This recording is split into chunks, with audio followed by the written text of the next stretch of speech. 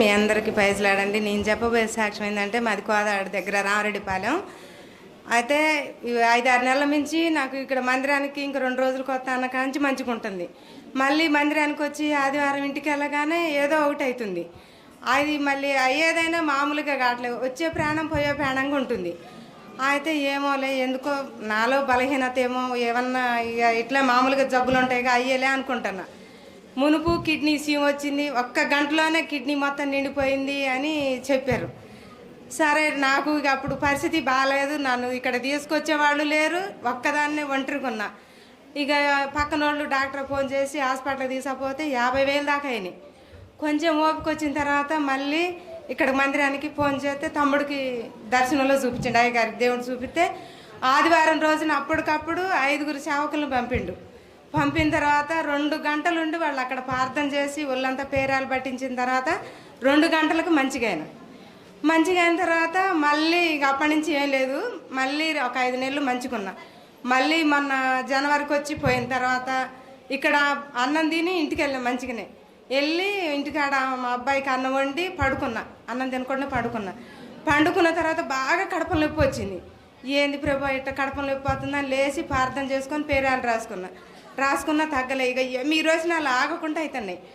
అయితే ఆ టైంలో ఏడుపోవాలో ఒంటరిగా ఉన్న ఒక్కదాన్ని. ఆ రోజు నా కొడుకు ఇంటికి కూడా రాలేదు. ఎట్లా అని ఏడ్చుకుంటా కొన్ని మెంతులు వేసుకున్నా జీలకర్ర వేసుకున్నా తగ్గట్లేదు. అయితే పక్కన ఏరే వాళ్ళకి ఫోన్ చేసి ఇట్లా నా కోసం ప్రార్థన చేయండి, కొంచెం నా ప్రాణం బాగాలేదు, ప్రాణం పోయేటట్టుగా ఉంది, గాలిలో తేలిపోయినట్టుంది నా ప్రాణం అంటే వాళ్ళు ప్రార్థన చేస్తే నా ఎత్తున నా చుట్టూ చీకటిగాను స్లాబ్ ఎత్తుందంట, నల్లగా కమ్మి. వాళ్ళు బాగా కన్నీటి ప్రార్థన చేస్తే 5 నిమిషాలలో ఆ చీకటి వెళ్ళిపోయి ఆకాశం నుంచి వెలుగులాగా కనిపించిందంట.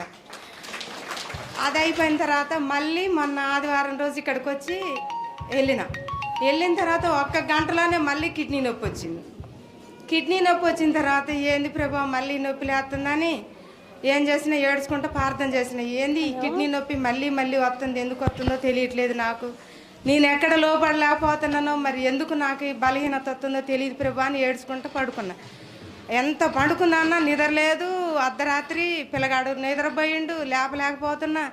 ఈ ఇంట్లో అటు ఇటు తెల్లవారు తిరిగిన ఏడ్చుకుంటా.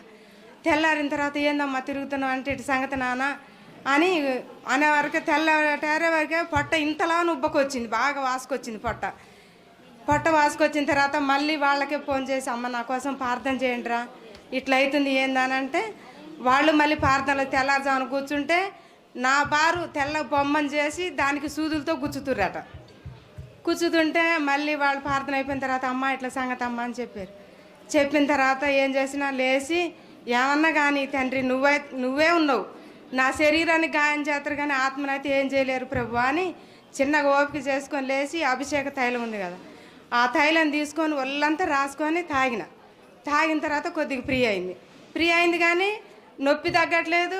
ఊకే చెమటలు, కాళ్ళు చేతులు లాగటం, నరాలన్నీ తెగిపోయినట్టు, ఎముకలన్నీ ఊడిపోయినట్టు ఉంటుంది. అట్టనే ఓపిక చేసుకొని మళ్ళీ మందిరానికి వచ్చి నిన్న శిలా క్లాత్ తీసుకొని కట్టుకున్న తర్వాత దేవుడు స్వస్థపరిచిండు. ఈ చిన్న సాక్ష్యం దేవుడు దీవించింది.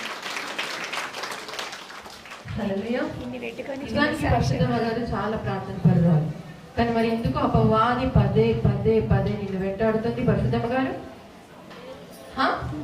మన సంఘంలో గట్టి అభిషక్తులు ఇలా బలహీన పడుతున్నారంటే లోపం ఎక్కడుంది? వాళ్ళొక్కసారి ఏ చికాకు కూడా నీ మీద ఉండడం మేము వినడం జరగకూడదు. అటువంటి బలము, అటువంటి పరిశుద్ధాత్మ, అటువంటి సమస్తము మన మందిరంలో కలిగినటువంటి గొప్ప వరములన్నీ నీ పట్ల దేవుడు గొప్పగా ఇచ్చునుగాక. ఆమేన్.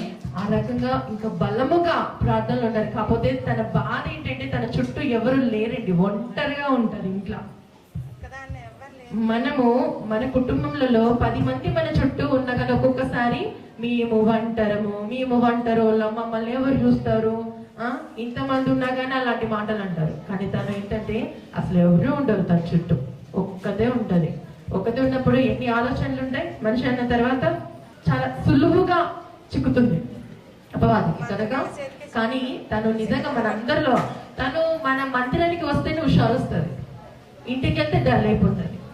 నలుగురున్న చోట ఒక మనిషి ఉంటే తనకు అదొక తృప్తి, అదొక తెలియని ఆనందం. అందుకనే మందిరానికి రావాలి, ఇక్కడే ఉండాలి. అందుకనే అమావాస్య ముందు రోజు, ఆదివారాల ముందు రోజు, బల్లరాజుల ముందు రోజు ఖచ్చితంగా వస్తుంది. ఎందుకంటే నా సంఘ బిడ్డలతో నేను సంతోషంగా ఒక్కరోజైనా గడపాలని.